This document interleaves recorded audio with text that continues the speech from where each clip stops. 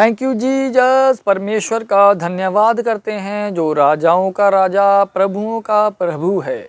तो व्यूवर्स, इसी तरह हम आपके लिए लेकर आए हैं एक ऐसी कलेक्शन वर्ड ऑफ गॉड की जो आपको बदलने की सामर्थ्य रखती है। जो आप अपनी मोबाइल स्क्रीन पर ये क्लिप देख रहे हैं ये।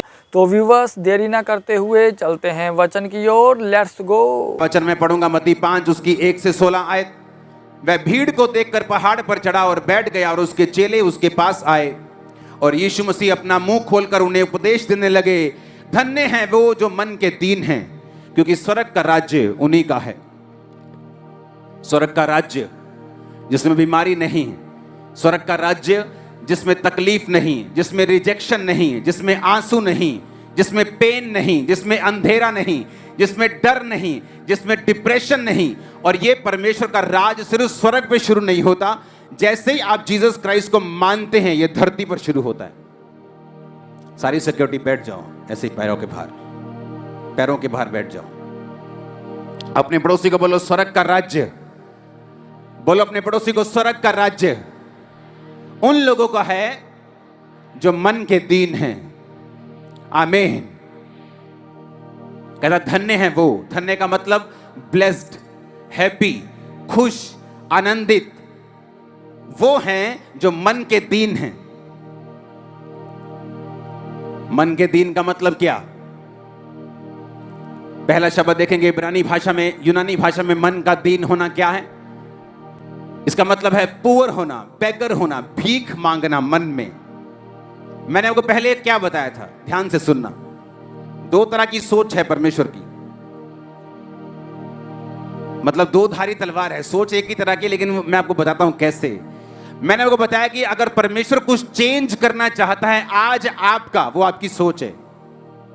और जब ये बदली, सारा कुछ बदल जाएगा।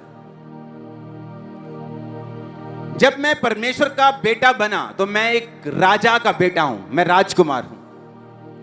तो मैं भीख नहीं मांग सकता, मैं अपने आप को डाउन नहीं देख सकता। और इसमें घमंड नहीं है, ये कोई प्राउड नहीं, ये एक कॉन्शियस ऑफ माइंड है। और परमेश्वर ने मुझे ये प्रैक्टिकल सिखाया है।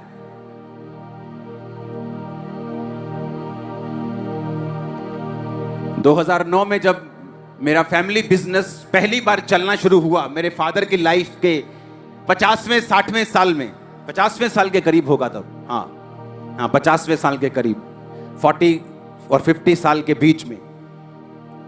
तो मैंने एक प्लॉट, जहां मेरा घर है अभी, वो प्लॉट हमने लिया अपने बिजनेस के पैसों से। तब सेवा 50-60 लोग आते थे तब, जस्ट संडे को।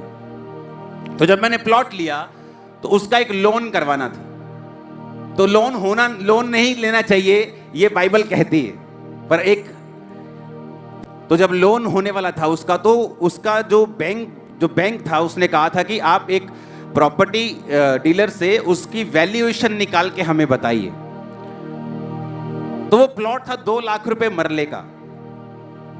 मेरी आदत है, जो मरला लिया, कच्चा पक्का कुछ नहीं होता, पक्के में लिया।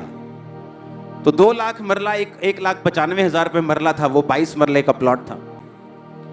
जब भी किसी ने वैल्यू लेने के लिए आना, मैंने कहा यार प्लीज आप ऐसा कर लो यार प्लीज। तो मुझे पवित्र आत्मा ने डांटा कि तू कौन है? मैंने कहा मैं तेरा बेटा हूं। तो उसने कहा तू राजकुमार है तो राजकुमार की तरह ही बिहेव कर, भीख मांगना बंद कर। फिर क्या हुआ सुनो, फिर क्या हुआ, एक और बंदे ने आना था वैल्यूएशन लगाने के लिए। जब वो आया तो मैं ऐसे खड़ा हो गया उसके सामने। कहता यहां क्या है? मैं प्लॉट करने के लिए आया। मैं कहा मैं हूं ऑनर, बताओ क्या है?